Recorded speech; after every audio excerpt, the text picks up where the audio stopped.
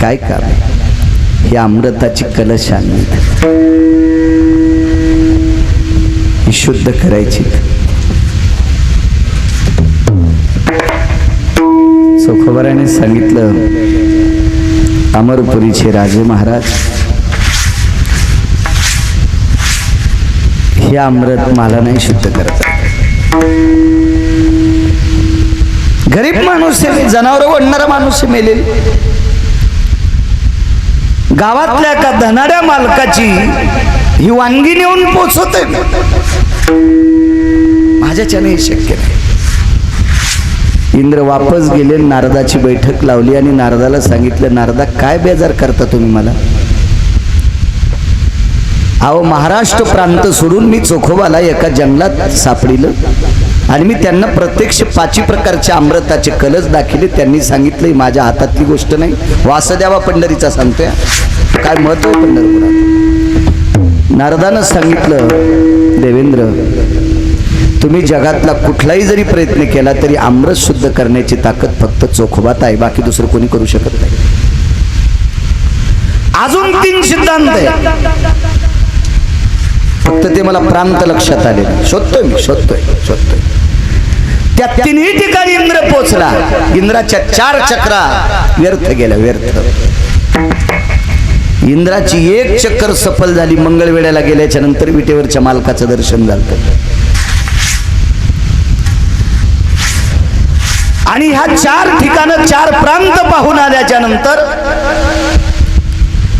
पुनश्च नारदाची मीटिंग लावली आणि नारदाला विचारलं, नारदा, हे 4 ठिकाण बघून आलोय. नारदानं एकच विचारलं, या 4 ठिकाणी जायच्या अगोदर कुठं गेलतात? मंगळवेढ्याला. ती चोखोबारायची भूमी आहे. तुम्हाला प्रसन्नता कुठं वाटली? काम तर 5ही जाग्यावर झालं नाही म्हणे. त्या 4 प्रांतात गेलो, तिथेही काम झालं नाही. मंगळवेढ्याला गेलो, तिथेही काम झालं नाही. पण तिथं जे भक्तीचे वलय होते त्याच्यात मी प्रसन्न होतो. मग लक्षात घ्या, चोखोबारायला अमृत शुद्ध करण्याची ताकद आहे, पण ठिकाणाची गरज आहे. डॉक्टरला पेशंट नीट करता येतो, पण औषधाची गरज आहे ना. औषध लागेल का नाही? मेडिकल मध्ये इंजेक्शन गोळ्याच नाहीत आणि डॉक्टरला किती जरी विद्वत्ता असली, तो काय करणार आहे? त्याला ती औषधाची बॉटल लागेल ना. तर चोखोबारामध्ये अमृत शुद्ध करण्याची ताकद आहे, पण ठिकाणाची ताकद पाहिजे.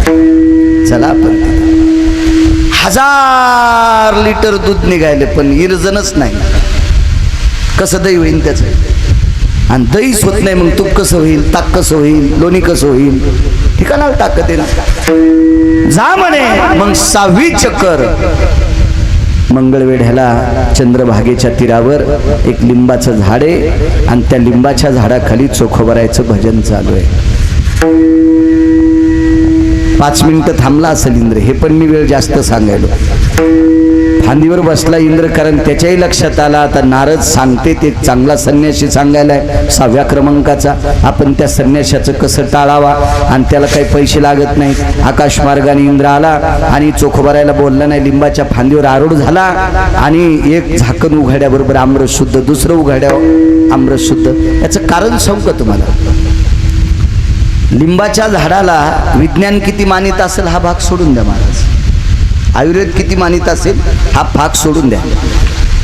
पण लिंबाच्या झाडामध्ये लक्ष्मीचा अधिष्ठान आहे. म्हणून आषाढ महिन्यामध्ये एका देवीला जात असताना पाण्याच्या तांब्यात लिंबाचा डाकळा ठेवून नेते. त्याच्यात तुळशीचा डाकळा ठेवत नाही, त्याच्यात आंब्याचा ठेवत नाही, त्याचा लिंबाचा ठेवते. पण आता मधल्या ह्या 5-25 वर्षात त्या डाकळा नेणार आहे ना, चुकीचे काम केले. ढवळे लिंब घेऊन चाललेत संघ. ढवळे लिंब घेऊन चालले. ही प्रथा नव्हती बरं, ही अलीकड काढली. आणि त्या देवीचं खरं नाव लक्ष्मी देवी आहे, पण तिचं नाव ठेवलं मरी आई. विठाला विठाला.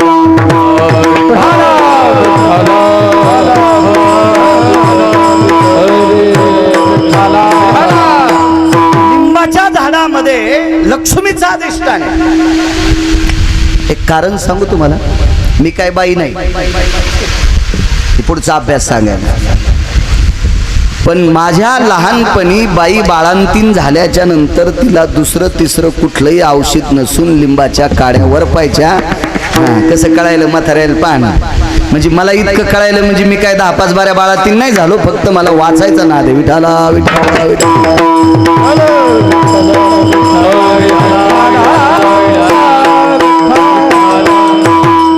नुसत्या लिंकाड्या ठेसायच्या, लिंकाड्या. कवडीचं औषध नव्हतं, कवडीचं. ह्या चांगल्या खपक्या वाळकावानी लेकरा असे टक टक टक टक टक असे दिसायचे होते, काही नव्हते.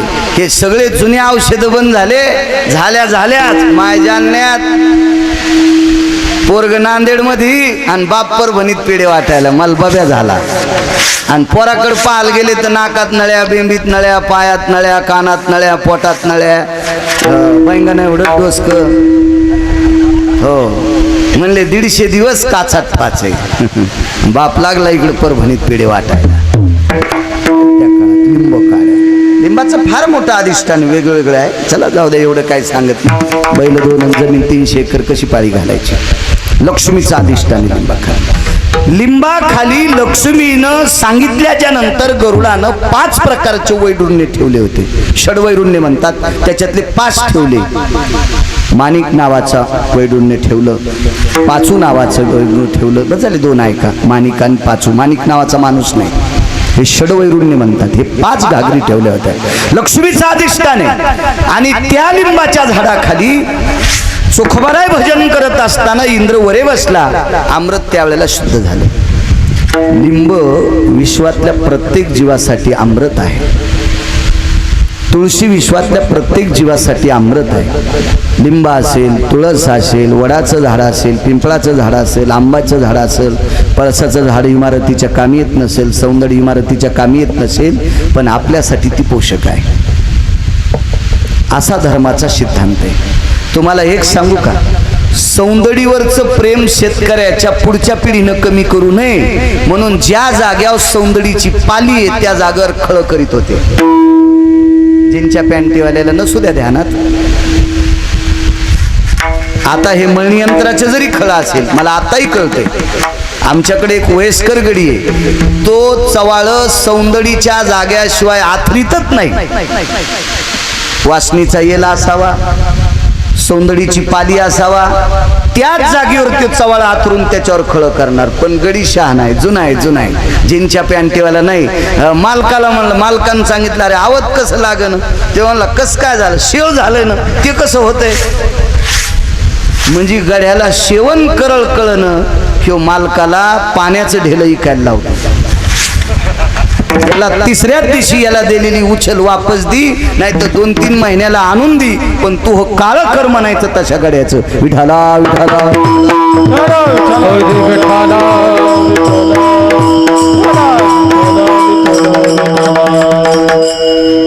काय शेव करळ कळणं.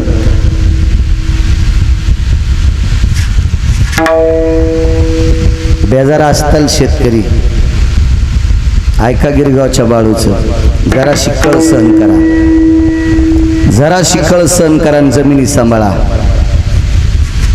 तुमच्या गावातली माती कालांतरानं परभणीत नवरात्रात इकणार.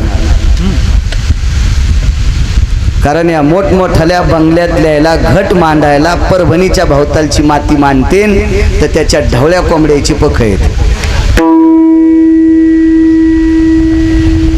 म्हणून ह्या गावाच्या लांबची जी शेती आहे त्या शेतीतली माती 70-80 रुपये किलोनं नवरात्रीचा घट मांडायला इकत घ्यावं लागेल. इकत जरा 2-4 वर्ष दम धरा, होद्या बेजाऱ्या, पण जमिनी सांभाळा. सोन्याच्या पलीकडचा भाव जमिनीला राहील. गिरगावकर जिवंत असेल नसेल, पण वाक्य नीट लक्षात ठेवा. विठाला विठाला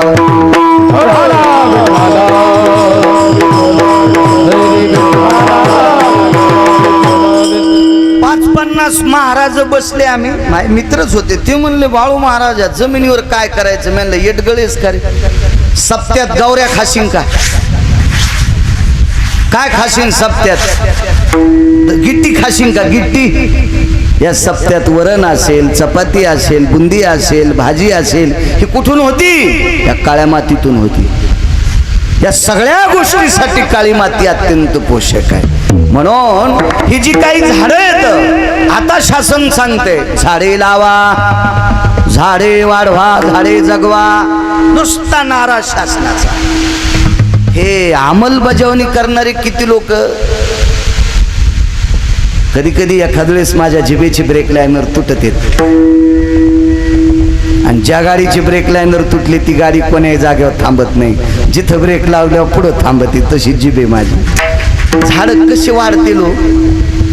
ज्यानं खडा खाणलाय त्याचा का फोटो काढायला पाहिला तुम्ही.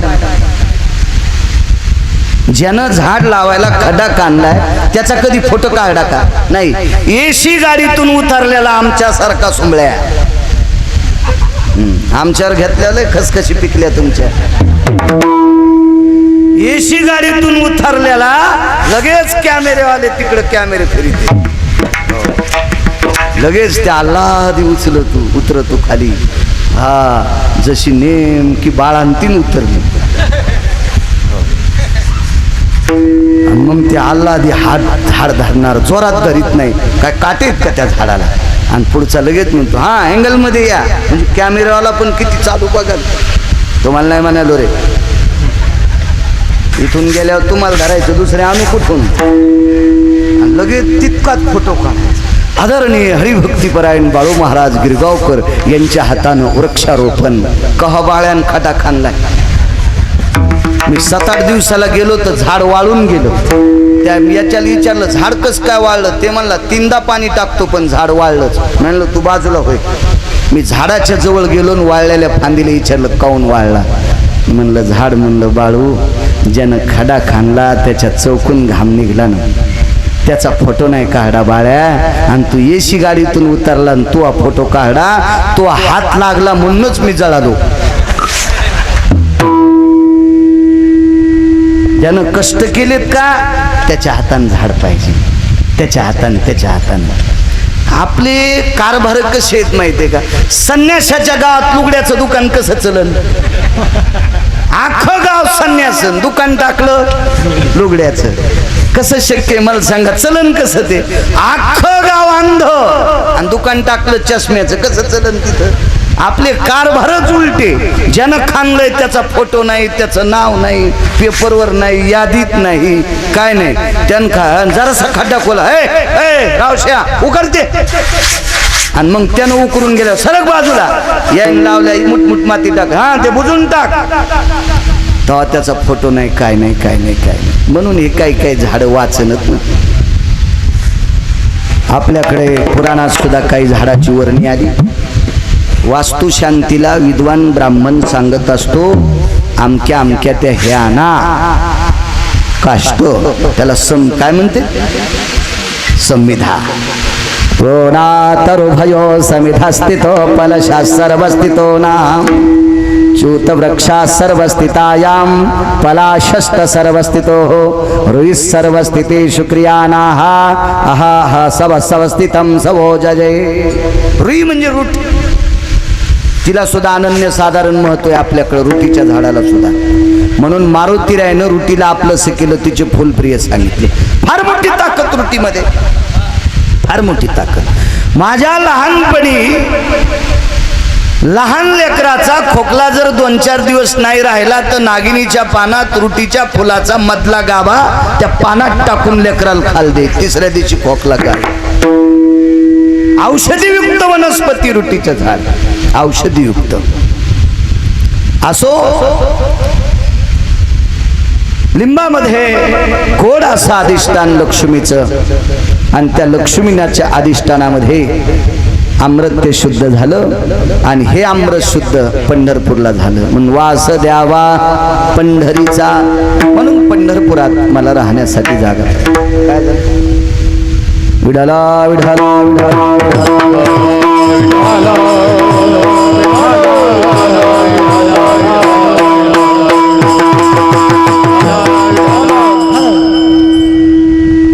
म्हणून वास मागितला.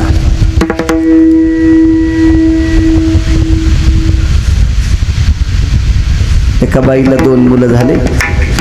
शेवटचा पुरावा आहे का, वेळ संपलाय.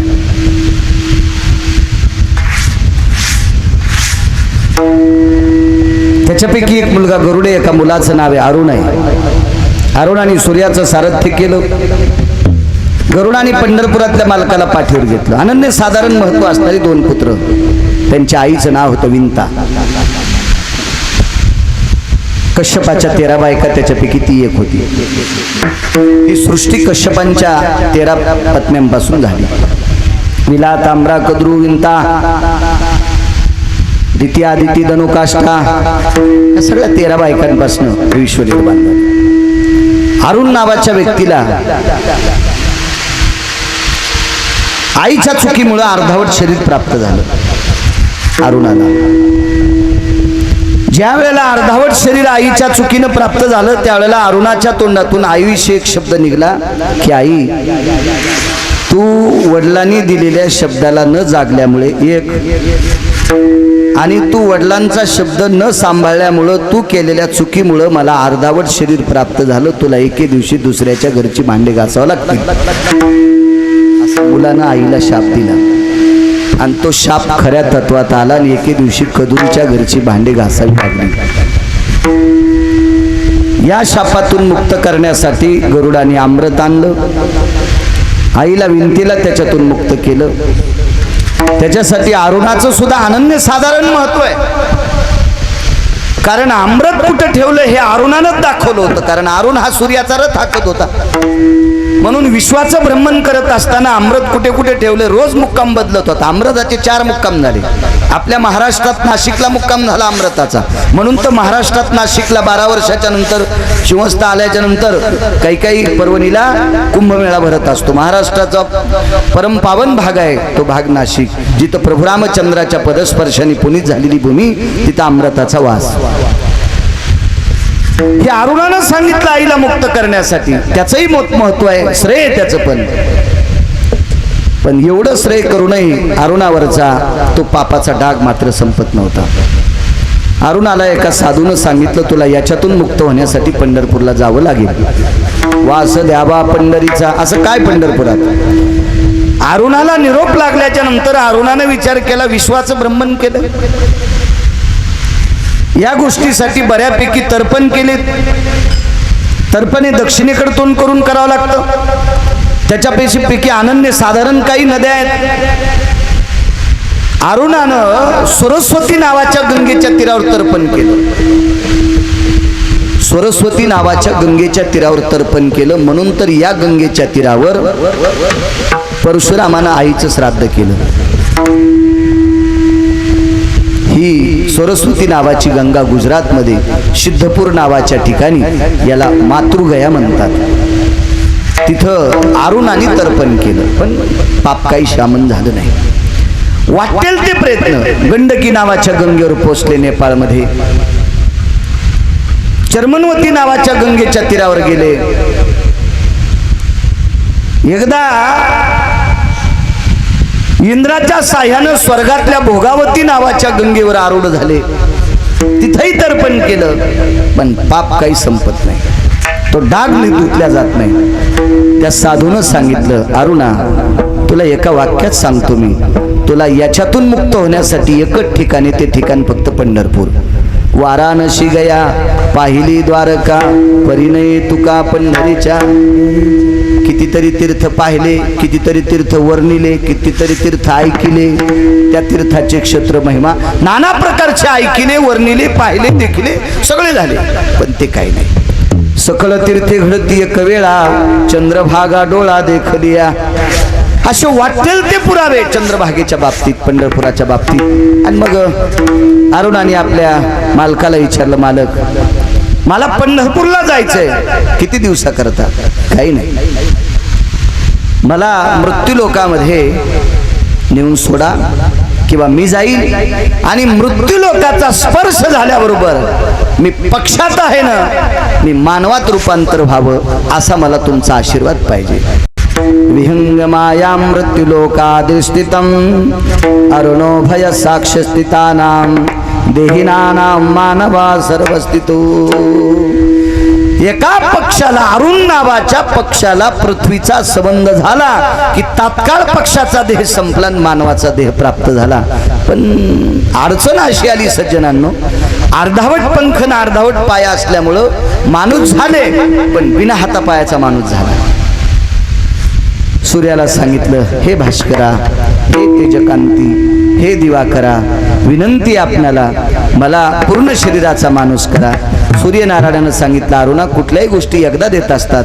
तुला पक्षाचा माणूस करा म्हणलं, मी केलं. तू अगोदर जर म्हणला असतास मला हातपाय पूर्ण असावा असे करा तर मी केलं असतं ना. आता मला शक्य नाही. अरुणाने विचार केला, आपल्या जीवनातली ही परीक्षा आहे.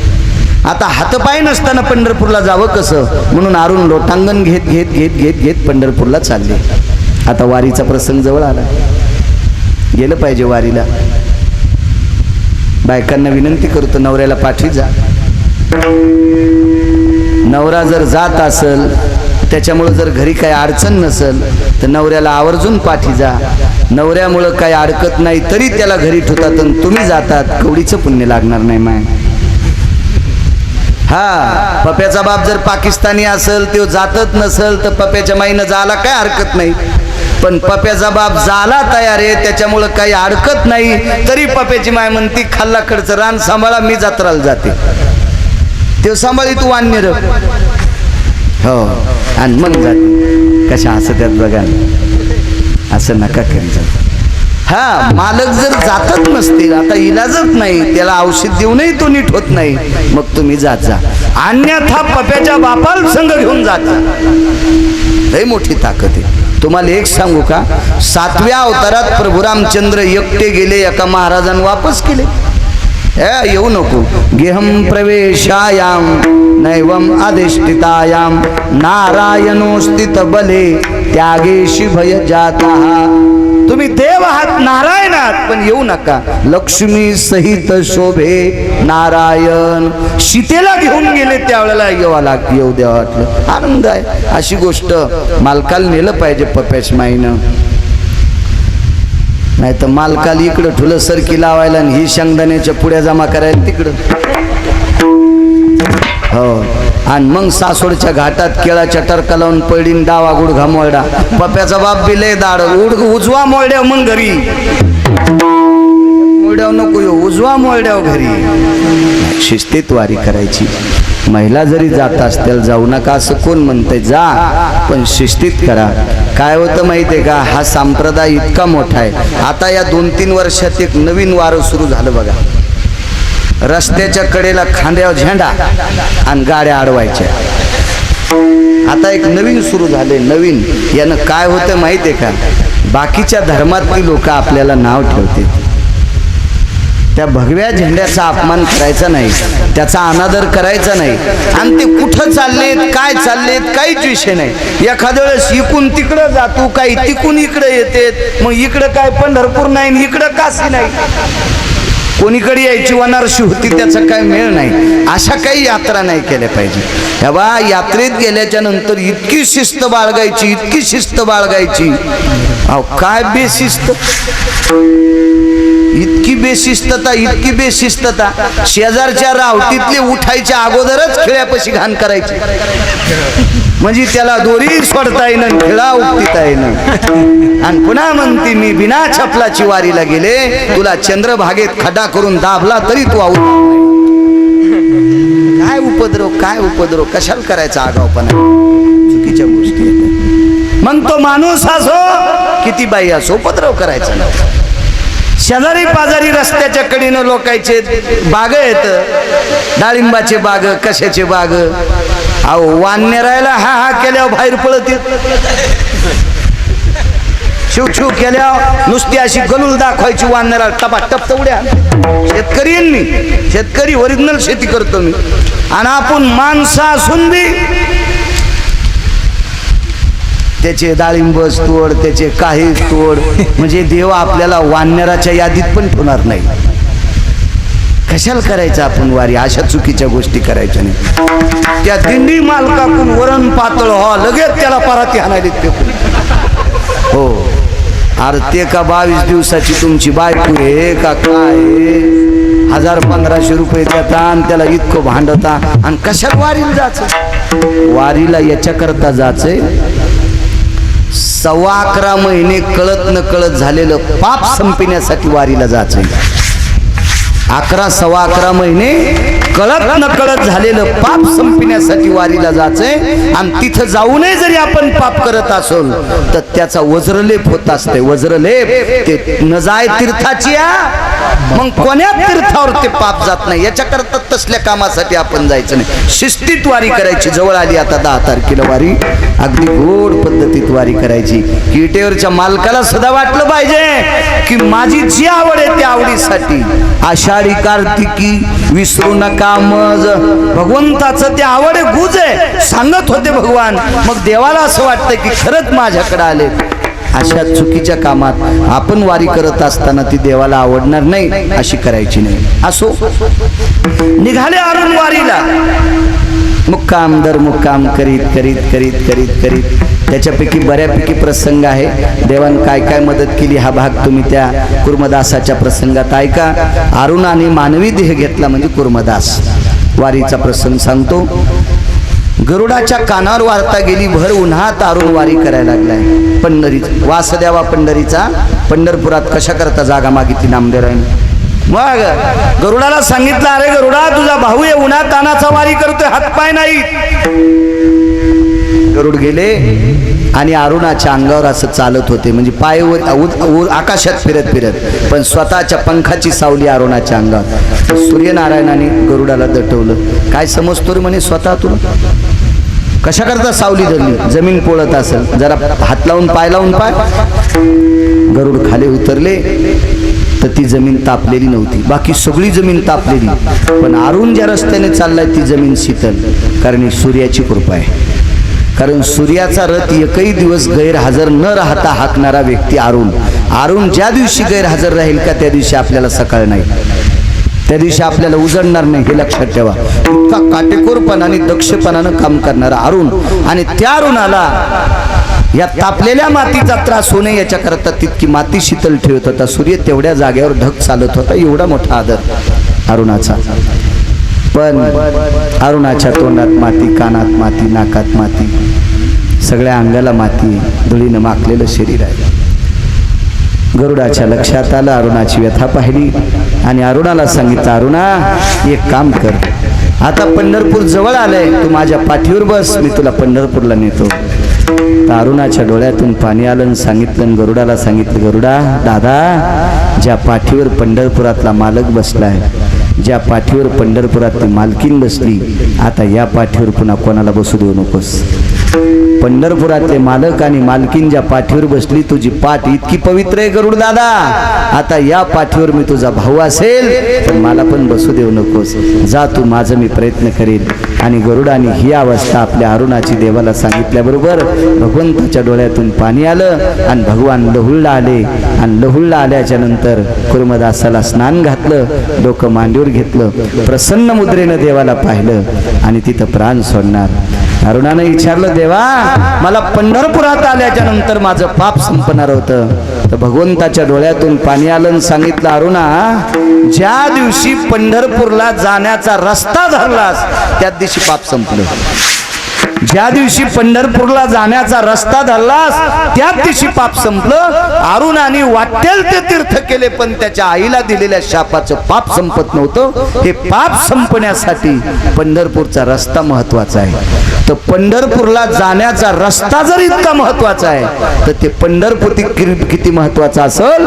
म्हणून नामदेवरायांनी दुसऱ्या कडव्यात पंढरपुरात राहण्याची मागणी केली. वासुदेवा पंढरीचा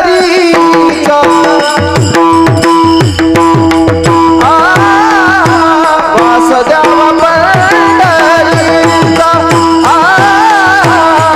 वासुदेवा पंढरीचा वासुदेवा पंढरीचा वासुदेवा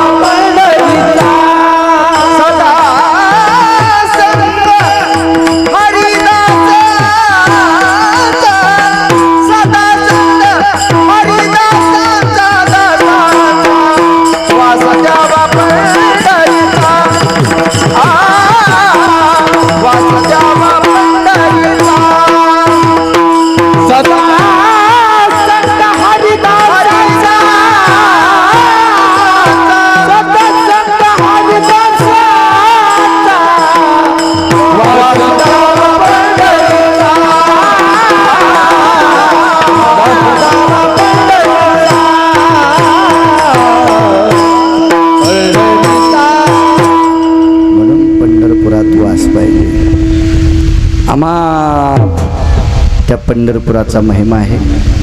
पुराणामध्ये 46 गोष्टी अशा तत्वाच्या आहेत. महाराज सीतेनं गयेवर राजा दशरथाचं श्राद्ध केलं. गयेवर राजा दशरथाचं श्राद्ध केलं. तिथं तिन्ही गोष्टी सीतेच्या विरोधात गेल्या. तिथं गौमाता विरोधात गेली, ती गया नावाची गंगा विरोधात गेली. आपण गहू वाळल्याच्या नंतर गहू बांधायला जर गव्हाचं काड ओलं नसल तर एक पानं आणतो, त्याला केतकीचे पानं म्हणतात, केकताड म्हणतो. आपली भाषात तशी आहे ना, त्याचं खरं नाव केकत नावाचं गवत, पण आपण त्याला केकताड म्हणतो. आषाढ महिन्याला आखाड म्हणतो, मृग नक्षत्राला मिरुग म्हणतो, विश्वामित्राला ईशामैतर म्हणतो. ही आपली भाषा जयंती. आपल्याला सरळ कुठं बोलता येतं. मग ते केकताचं जे पान आहे, त्या केकताच्या पानापासून आपण गहू बांधतो. त्याला मस्त लाल रंगाचं फुल येत असतं. ठराविक देवांना फुलं लाल लागतात. रक्त पुष्पास्थित जयो पिंडो लुप्तद कायम जगदंबास्थित स्वाकारम गानपत्यस्ततेव च. गणपतीला लाल रंगाचं फूल, आमच्या जगदंबेला लाल रंगाचं फूल, पितराला लाल रंगाचं फूल. लाल फुलं काही ठराविक ठिकाणी, पांढऱ्या रंगाचं फूल भगवान शिवशंकराला, मंजुळ भगवान विष्णूला, अशा प्रत्येकाला फुलं ज्याचे त्याचे समर्पित केले. असो हे लाल फुल समर्पित केलं, ते फुल सुद्धा विरोधात गेलं. तेव्हापासून केतकीचं फुल पूजेला अमान्य.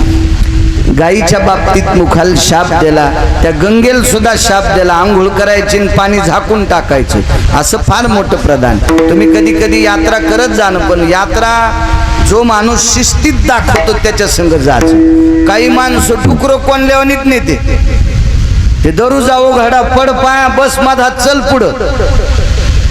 अशा संघ यात्रा केल्यावर काय कळणार, स्थान महत्व कळणार नाही. इथं काय झालं काय, आमच्या एका पाहुण्यानं 19 बाऱ्या कुरुक्षेत्र पाहिलं. 19 बाऱ्या म्हणला मी कुरुक्षेत्र केलं, 19 बाऱ्या. तर मी म्हणलं ज्योतिष सरोवर सांगता येईल का, ते कुठे? मी म्हणलं तुला हाणायला पाहिजे आणि ज्यानं तुला यात्रेत नेलं त्याला नदीत हाणायला पाहिजे. 19 बाऱ्या कुरुक्षेत्र करून ज्योतिष सरोवर माहित नाही. ब्रह्म सरोवर तर अंध सांगेल, येडा सांगेल. ज्योतिष सरोवर सांगणं सुमळ्या, कारण ज्योतिष सरोवर हे अनन्य साधारण महत्व आहे. तिथे भीष्माचार्याचं शरीर पडलं होतं, शरपंजरी. आणि त्या ज्योतिष सरोवराला महत्व किती सांगू. वारकरी संप्रदायातल्यानं ते सरोवर अंतकरणात का ठेवायचं. सप्तामध्ये विष्णू सहस्रनाम नावाचा विधी आहे. विष्णू सहस्रनाम म्हणजे 1000 नावाचं स्तोत्र.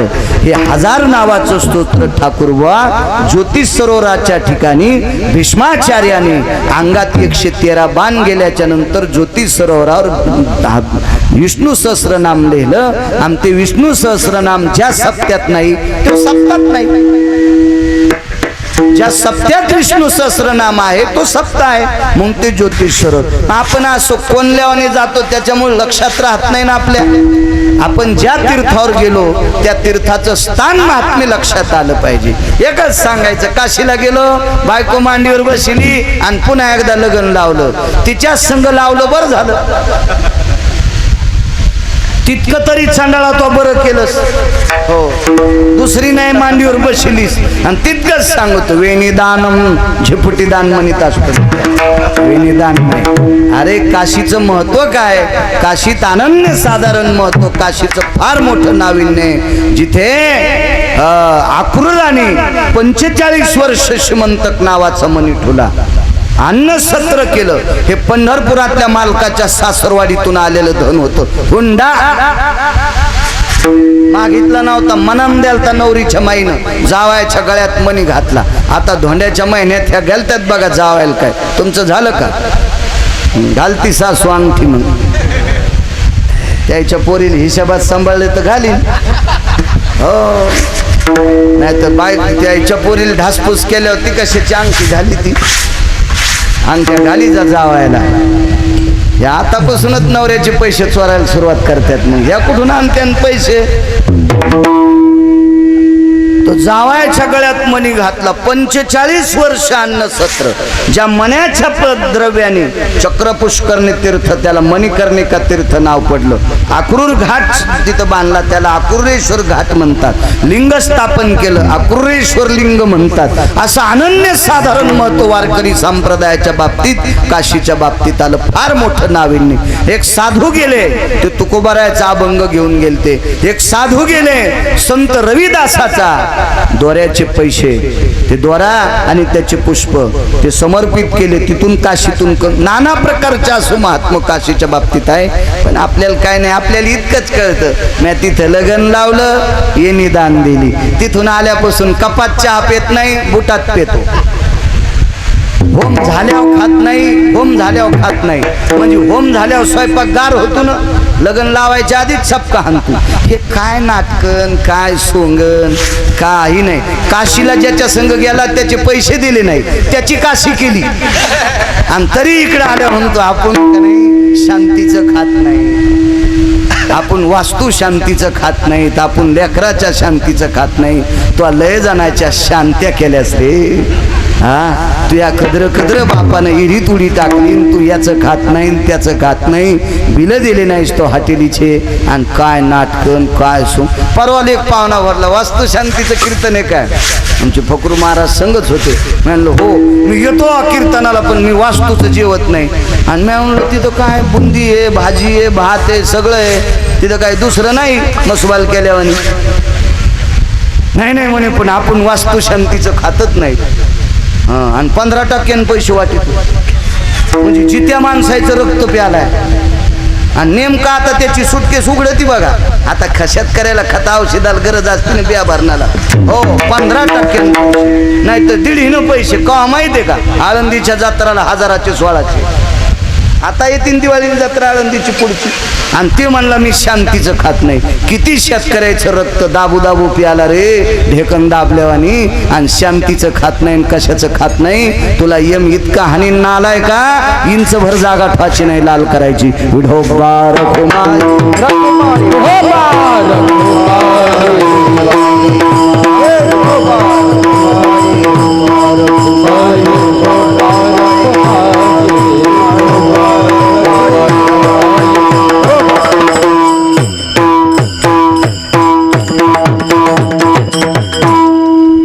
सगळे विधी सिद्धेनं केले.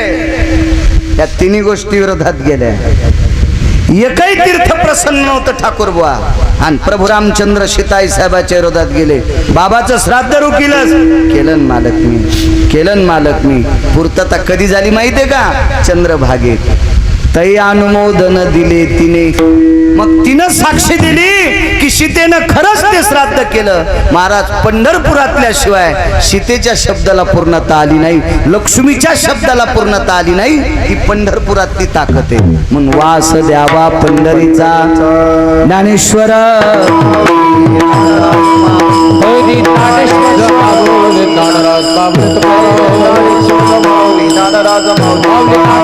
उपस्थित श्रोते जनार्दनाच्या सानिध्यात महाराज मंडळी आहेत, वारकरी मंडळी आहेत. सर्वांच्या सानिध्यात हा सोहळा पार पडला.